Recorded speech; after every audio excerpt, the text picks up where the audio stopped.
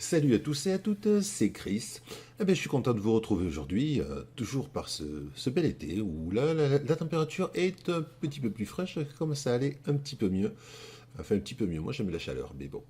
On se retrouve donc aujourd'hui sur Photoshop, ça fait un moment qu'on n'a pas vu Photoshop. On va faire un truc assez rapide, un truc qui peut servir beaucoup, et donc beaucoup de personnes se demandent comment on fait, c'est assez simple. Donc on va ouvrir une photo, j'ai déjà ouverte, elle va être dessous, hop, voilà. C'est une photo d'Écosse. On va pas regarder la photo et pas à droite, tout ça, etc. Mais là, c'est pas trop le problème, c'est pas ce qu'on veut faire. On voudrait garder sur cette photo uniquement, par exemple, le rouge des cabines. Comment se faire pour supprimer toutes les couleurs et ne garder que les couleurs que l'on veut. C'est ce que nous allons voir rapidement. Vous allez voir, c'est vraiment très simple. Donc, il vous suffit d'ouvrir une photo. Vous allez sur Image ici, vous allez sur Réglages, et ici, vous venez sur Teinte, Saturation. On peut faire, vous voyez, CTRL U comme raccourci. Et ici, vous pouvez ici modifier la teinte, donc vous voyez, toutes les teintes vont se modifier, ça permet de faire des trucs assez délirants dans certains cas. Ok, on va revenir juste sur un 0 ici, pour le remettre normal. On peut modifier la saturation, faire un truc beaucoup plus saturé, beaucoup moins saturé. Si vous enlevez la saturation à 0, ça fait évidemment du noir et blanc. Et la luminosité également, donc rendre un truc plus lumineux, moins lumineux, voilà, etc. On revient à 0, tout ça. Et maintenant, on va regarder ici le global. Et on va prendre par exemple les jaunes. Vous voyez, il y a quelques jaunes ici. On va enlever la saturation à 0. Ce qui fait que les parties jaunes vont devenir noires et blanches.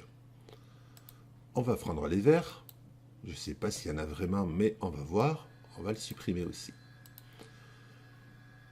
Je prends les cyans, ça va concerner le ciel. Hop, on enlève la saturation. Le bleu, l'autre partie du ciel.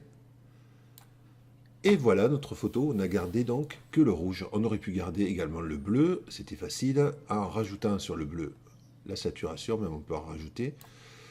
Et par exemple le cyan. Voilà, et en enlevant le rouge, ici. Hop.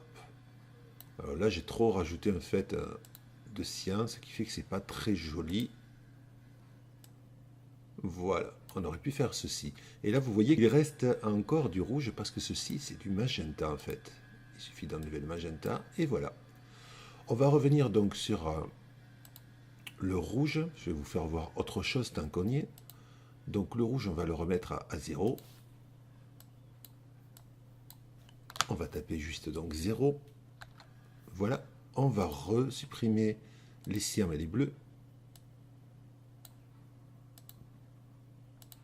Bleu également, hop, on va rajouter le magenta qui nous manque un petit peu sur le haut de la cabine ici. On va rajouter un petit 0, voilà. Et maintenant, en fait, on voudrait garder que les cabines. On s'aperçoit qu'ici, il y a un peu de rouge, évidemment. Il y a déjà bien en rouge, il y a plein de choses en rouge. En fait, il suffit tout simplement, donc là, on fait OK à ce niveau-là. Il suffit tout simplement de sélectionner, par exemple, en prenant le lasso. On va prendre ici, voilà, on va prendre cette partie-là où il y a du rouge, qu'on sélectionne comme ça, et ici, tout simplement, on va directement le passer avec réglage, mais ce coup-ci, on va passer en noir et blanc. Et on va faire pareil pour cette partie-là. OK. Juste, j'avais oublié ça. On reprend un coup de lasso, on fait image, réglage, noir et blanc. On peut désélectionner la partie sélectionnée en faisant CTRL D.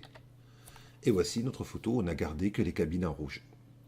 Voilà, c'était donc un petit tuto très rapide. Vous pouvez faire ça également, vous pouvez garder deux couleurs aussi. Vous pouvez garder deux couleurs sur quelque chose, par exemple le ciel bleu et l'herbe verte, et passer les personnages par exemple en noir et blanc ou le contraire. Enfin, tout est un petit peu possible, vous avez vu avec les couleurs qu'il y a. Alors il y a d'autres méthodes pour faire ceci également, mais je trouve que c'est la méthode vraiment la plus rapide, la plus pratique.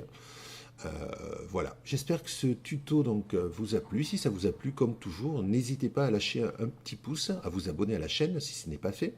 Et on se retrouve très rapidement pour un autre tuto, Photoshop, Lightroom ou autre, on verra. Merci d'avoir suivi, ciao!